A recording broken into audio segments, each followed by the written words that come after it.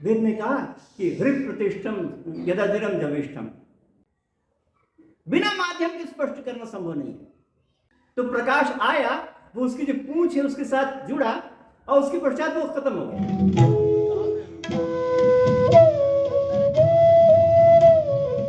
मान्यवर जगत मीमांसा में वेदांत और विज्ञान, इस विषय के चतुर्थ अंक में चेतना और बाहरी दुनिया, न्याय और लोक दृष्टि, इस विषय पर मैं आपके समक्ष प्रस्तुत हूं। इससे पहले मैंने आपको ये कहा था कि अद्वैत वेदांत और अन्य दर्शनों का प्रभाव लोक साहित्य में और जीवन में भी कितना अधिक प्रभाव पड़ा है। इसके पश्चात हम ये अब शास्त्रीय रीति से चिंतन करना चाहते हैं कि चेतना क्या होती है और हम उसे किस प्रकार सोचते हैं और अन्य दर्शन वाले उसको किस किस तरह सोचते हैं। जहां तक चेतना की बात है, वह चेतना तो सबको अनुभूत है। दुनिया में कोई ऐसा प्राणी नहीं है जिसको चेतना की अनुभूति न होती। मैं हूं, मैं जानता हूं, मैं सोचता हूं। ये जो चेतना है ना, वही ज्ञान है, और ज्ञान है वही चेतना है।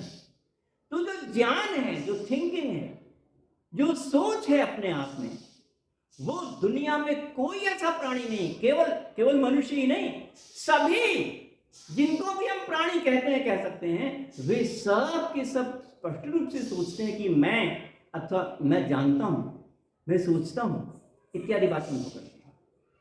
तो कहते हैं कि चाहे दुनिया की किसी भी वस्तु के लिए प्रमाण खोजने की जरूरत पड़े, परंतु कम से कम एक चीज ऐसी है जिसके लिए प्रमाण खोजने की जरूरत नहीं है। बाहर कोई चीज है कि नहीं, उसके लिए मुझे प्रमाण खोजना पड़ता है, मैं सिद्ध करना चाहता हूं कि वो है कि नहीं है। परंतु चेतना के लिए कोई प्रमाण नहीं। मैं हूं इसलिए हूं, मैं जानता हूं इसलिए जानता हूं। जानता हूं, कोई बताए कि कैसे जानता हूं, कुछ नहीं, बस हूं मात्र से वो सिद्ध है। इसलिए वो जो चेतना है वो स्वयं प्रकाश है, स्वयंभू है। ऐसा दर्शन शास्त्र में माना गया।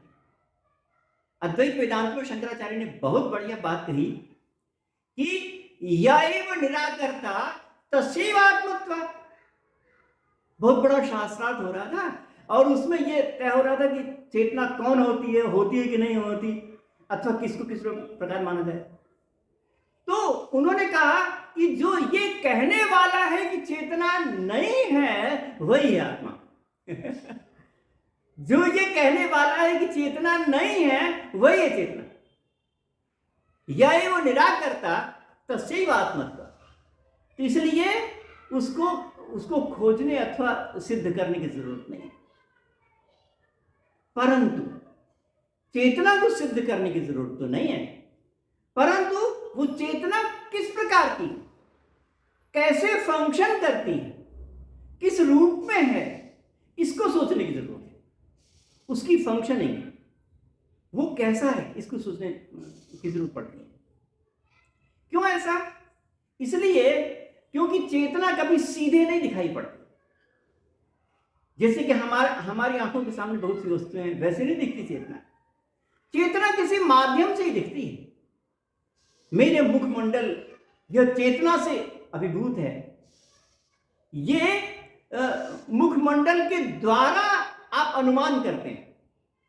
कोई भी दूसरा व्यक्ति मनुष्य की भावनाएं अथवा सोच मुखमंडल को देख करके ये अनुमान करता है कि इसमें इसका चेतना जरूर है। तो चेतना किसी के माध्यम से छलकती है, किसी के माध्यम से प्रस्फुटित होती है, अभिव्यक्त होती है, अपने को स्पष्ट करती है किसी के माध्यम से। बिना माध्यम के स्पष्ट करना संभव नहीं है। इसलिए यह प्रश्न होता है कि वह क्या है अथवा किस रूप में है, इत्यादि बातों को संदेह होता है। जब हम चेतना अथवा ज्ञान की बात करते हैं तो हम ये कहते हैं कि चेतना और ज्ञान और बाहरी वस्तु ये आपस में एक हैं, संबंधित हैं या नहीं है, ऐसा प्रश्न होता है। मैं यहां पर बाहरी वस्तु को जानता हूं। तो इसमें दो चीजें हैं, एक तो जानता हूं, यहां पर ज्ञान गुण है अथवा चेतना है, और उसके साथ साथ मैं पुस्तक को, यह एक विषय है उसका। तो ज्ञान के साथ साथ विषय जुड़ा हुआ है। कभी भी जिंदगी में ऐसा नहीं होता कि ज्ञान ही ज्ञान हो, विषय हो ही नहीं। जब भी मैंने जाना तो किसी वस्तु को जाना, केवल जाना हुआ ही नहीं, केवल जाना ये मेरे से हुआ ही नहीं। केवल जाना नहीं होता, उसको जानना होता है, घट को जानना होता है, पुस्तक को जानना होता है, वस्तु को जानना होता है। ये कर्म जरूर लगा रहता है, उसको जानना होता है। तो ये जो ज्ञान है उसका विषय के साथ संबंध अनिवार्य रूप से है। मुझे तो उससे बाहर अलग प्रतीत नहीं होता। तो इसकी व्याख्या कैसे की जाए? तो न्याय दर्शन के जो लोग हैं वो वैसे ही व्याख्या करते हैं जैसा कि हमको अनुभव होता है। जैसा हमारा सोच है वैसे ही व्याख्या वे लोग करते हैं। तो क्योंकि हमको अनुभव होता है कि ज्ञान का विषय के साथ संबंध होता है, इसलिए न्याय के विद्वानों ने माना कि ज्ञान आत्मा का एक गुण है और वह उसके साथ विषय संबंधित होता है। परंतु जो संबंध है ना, वो संबंध ऐसा संबंध नहीं है जो कि संयोग अथवा समवाय के जैसा हो, ज्ञान का संबंध नहीं है ना। मैं चंद्रमा को जानता हूं, अब बताइए ज्ञान यहां पर है, चंद्रमा वहां पर है 3 लाख किलोमीटर दूर, उसका संबंध कैसे हो गया? भौतिक संबंध तो नहीं हो सकता। भौतिक संबंध जितने भी बताए गए हैं दर्शन शास्त्रों में, वे संबंध तो ज्ञान के साथ नहीं हो सकते। यानी कोई भी सिद्ध नहीं कर सकता, कोई भी उस ज्ञान का चंद्रमा के साथ भौतिक संबंध सिद्ध नहीं कर सकता। परंतु सोचते तो हैं, सोचने में तो आता है। वेद में कहा कि हृदय प्रतिष्ठम यदादिरम जविष्ठम तन्मय मन शिव संकल्पमस्तु। वेद में कहा, कहते हैं कि जब मैंने चांद को सोचा तो मेरा मन चांद पर पहुंच गया। वह है तो हृदय प्रतिष्ठम, वह है तो हृदय वर्तमान, मगर इतना तेज है जविष्ठम, इतना तेज है, इतना गतिमान है, तीव्र गतिमान है कि बोलते ही सोचते ही वहां पहुंच जाता है। ऐसा है मेरा मन। ये एक सोच है, ये एक चिंतन है कि मेरा मन अथवा ज्ञान वहां पहुंच जाता है। ये एक चिंतन है। और दूसरा चिंतन यह है कि ऐसा कैसे होता है? भौतिक संबंध तो दिखता नहीं है, इसलिए न्याय वाले कहते हैं कि भौतिक संबंध तो नहीं है, विषय विषयी भाव संबंध है। अब विषय विषयी भाव संबंध भौतिक संबंध तो नहीं है, भौतिक संबंध के अंतर्गत नहीं आता। फिर भी क्योंकि हम अनुभव करते हैं कि वो उसके साथ जुड़ता है, इसलिए वो मानना होगा कि संबंधित होता है। कोई भी भौतिक संबंध न होने पर भी न्याय के विद्वान और लौकिक दृष्टि ये मानती है कि उसका संबंध हो गया। ये है ना कमाल। बाहरी जितनी भी चीजें उनके लिए हम संबंध खोजते हैं, हम ये सोचते हैं कि बाहर में जितनी चीजें उनको हम सिद्ध करें, परंतु यहां पर चेतना और वस्तु को, संबंध को सिद्ध करने के लिए हम खोजते नहीं, हम मान लेते हैं बस। न्याय वाले भी मान लेते हैं और बाहरी दुनिया के लोग भी मान लेते हैं कि संबंध है।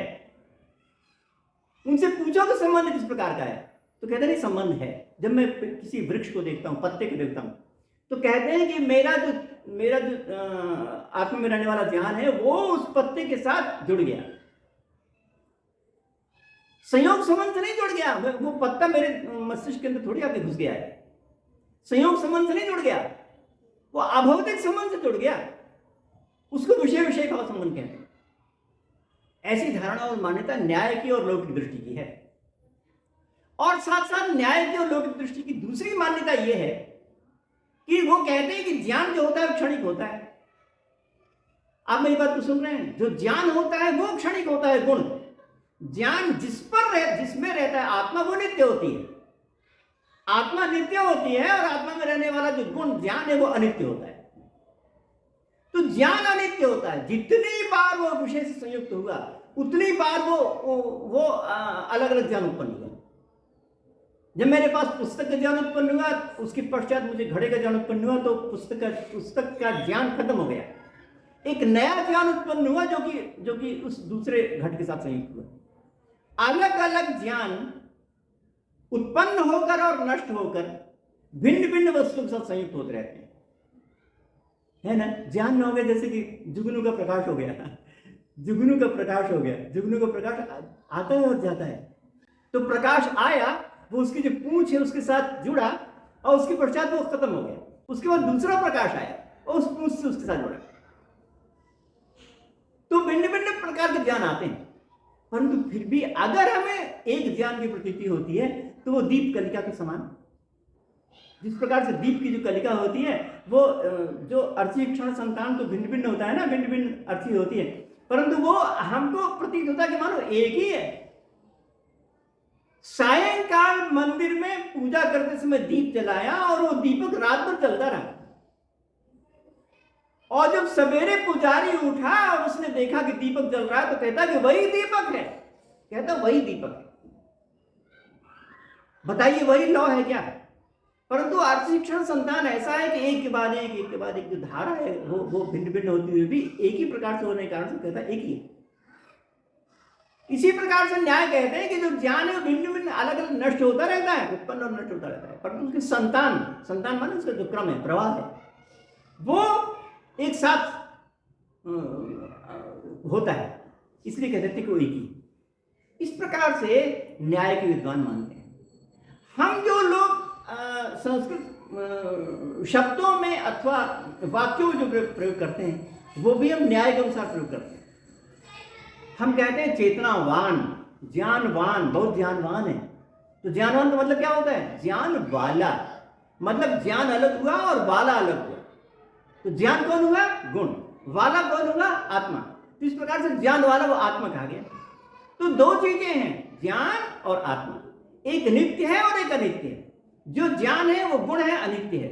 जो आत्मा है वो द्रव्य है और नित्य है, ज्ञानवान आत्मा। ऐसा हम लोग प्रयोग करते हैं। तो जिस प्रकार से हम लोग प्रयोग करते हैं अपने शब्दों में, जिस प्रकार से हम सोचते हैं अपनी भावना में, उसी प्रकार से व्याख्या करता है न्याय कि जो ज्ञान है वो अपने आप में क्षणिक होता है, अनित्य होता है, और वो भिन्न भिन्न रूपों में प्रवाह के कारण से बार बार अभिव्यक्त होता है। ये एक सोच अथवा चिंतन है, और इस चिंतन को हम अपने वाक्य में, अपने शब्दों में उसी प्रकार दोहराते हैं, और उससे हमको ये लगता है कि ये वैसा ही है। तो न्याय दर्शन ठीक उसी प्रकार से हमारे समक्ष अपनी बातों को प्रस्तुत करता है जैसे कि हम दैनिक जीवन में सोचते हैं। तो आज मैंने आपके समक्ष जो ज्ञान है अथवा चेतना है वह बाहरी दुनिया में लोग पे कैसा लगता है और न्याय में कैसा प्रतीत होता है, इस बात को सरल शब्दों में प्रस्तुत करने की चेष्टा की। आपने मेरी बात को बहुत ध्यानपूर्वक सुना।